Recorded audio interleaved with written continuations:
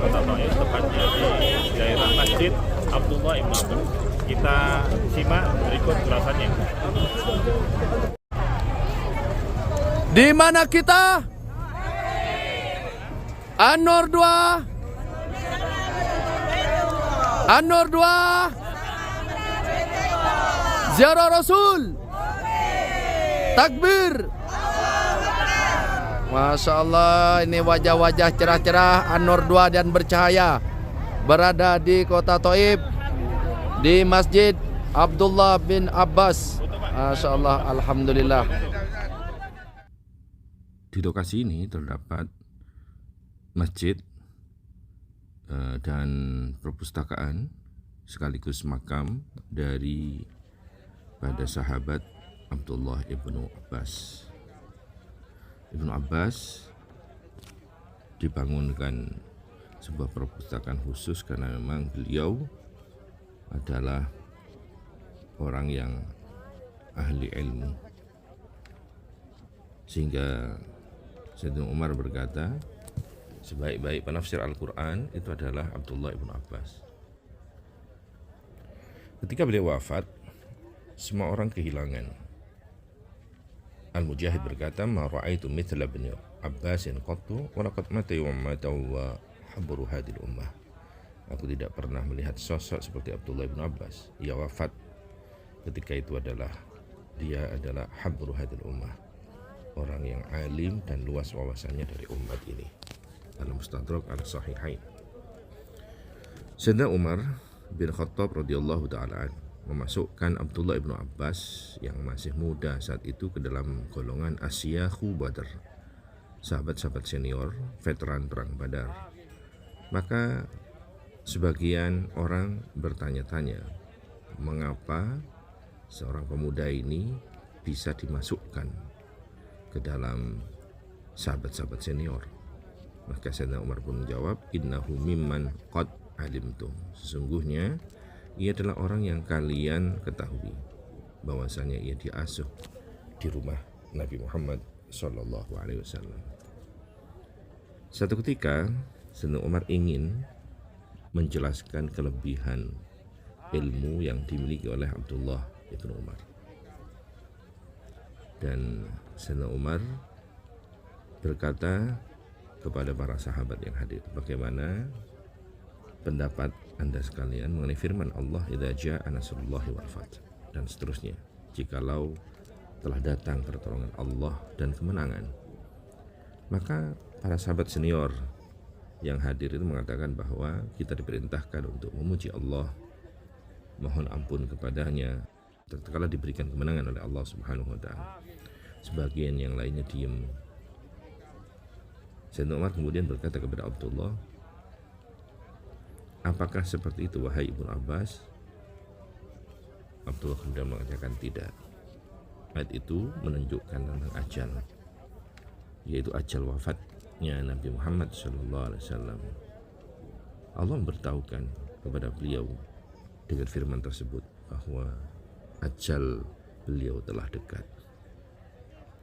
Maka sucikanlah Allah dengan memuji kepadanya, mohon ampun kepadanya, karena Allah Maha menerima taubat. Sayyidina Umar lalu berkata, ma'a'lam minha illa ma ta'lam. Aku tidak mengetahui melainkan dari apa yang kau ketahui. Abdullah ibnu Abbas lahir 3 tahun sebelum hijrah. Beliau berumur 13 tahun ketika Rasul wafat. Beliau hijrah bersama kedua orang tuanya pada tahun Fathu Makkah, yaitu 8 hijrah, dan masuk Islam sebelumnya. Beliau menemani Nabi Muhammad SAW kurang lebih 30 bulan. Hadis yang berhasil beliau himpun adalah berjumlah 1660 hadis. Keterangan ini disebut di dalam kitab Siyar A'lamin Nubala. Kesuksesan di dalam menuntut ilmu yang diperoleh oleh Abdullah ibnu Abbas tidak lepas dari ridho dari sang guru, karena khidmah kepada guru. Betapa tidak, tatkala Rasul masuk jamban, keluar dari jamban, Rasul kepingin berwudu, maka selalu ada yang menyediakan air wudhu. Setelah Rasul mencari-cari siapa yang menyediakan, ternyata itu adalah Abdullah ibnu Abbas. Maka dalam riwayat Bukhari, baginda Nabi mendoakan, Allahumma faqih fid din, ya Allah pahamkan ia dalam urusan agama. Dalam riwayat Ahmad, baginda Nabi menaruh tangan beliau di atas pundak Abdullah ibnu Abbas seraya mendoakan, Allahumma faqih fid din wa alimhu ta'wil, ya Allah pahamkan ia urusan agama dan ajari ia tafsir Al-Quran. Beliau adalah sosok orang yang menghormati para ulama. Sahabat senior Zaid bin Thabit datang dengan mengendarai unta. Lalu Abdullah memegangi tali pelana kudanya untuk memudahkan Zaid turun. Zaid berkata, jangan kau lakukan itu, wahai anak dari paman Rasul sallallahu alaihi wasallam. Maka Abdullah ibnu Abbas berkata, hakadha umirna an naf'al bi ulama'ina. Seperti inilah kami diperintahkan untuk memperlakukan, yaitu menghormati para ulama. Di samping kegigihan dalam menuntut ilmu, beliau Abdullah ibnu Abbas adalah orang yang tawadhu. Ketika malam hari Rasul sholat malam, maka Abdullah ibnu Abbas sholat malam juga di belakang baginda Rasul sallallahu alaihi wasallam. Tatkala Nabi mengetahui, maka mempersilahkan untuk sholat sejajar dengan kanjeng Nabi. Tapi tatkala mulai sholat, dia kemudian mundur ke belakang. Dan setelah selesai sholat, maka Rasul mempertanyakan, kenapa kamu mundur? Maka dikatakan oleh Abdullah ibnu Abbas, ya Rasulullah, au yanbaghi li ahadin an yusalli hidaak wa anta Rasulullah alladzi a'taka Allah. Wahai Rasulullah, apakah pantas seseorang untuk sholat sejajar denganmu, sedangkan engkau adalah utusan Allah yang diberikan anugerah oleh Allah Subhanahu wa ta'ala. Mendengar jawaban yang penuh dengan tawadhu ini, maka beliau mendoakan lagi agar menambahkan ilmu dan pemahaman agama sebagaimana hadis di atas. Kunci selanjutnya adalah beliau orang yang sabar dan tidak pernah malu untuk menuntut ilmu. Bahkan kedudukan yang tinggi tidak menghalangi beliau untuk menuntut ilmu, terutama hadis-hadis yang pernah didapat oleh sahabat-sahabat yang lainnya. Tatkala beliau ingin mengambil satu hadis kepada sahabat yang lain, datang ke rumahnya, sahabat itu sedang istirahat, ditunggu oleh Abdullah ibnu Abbas.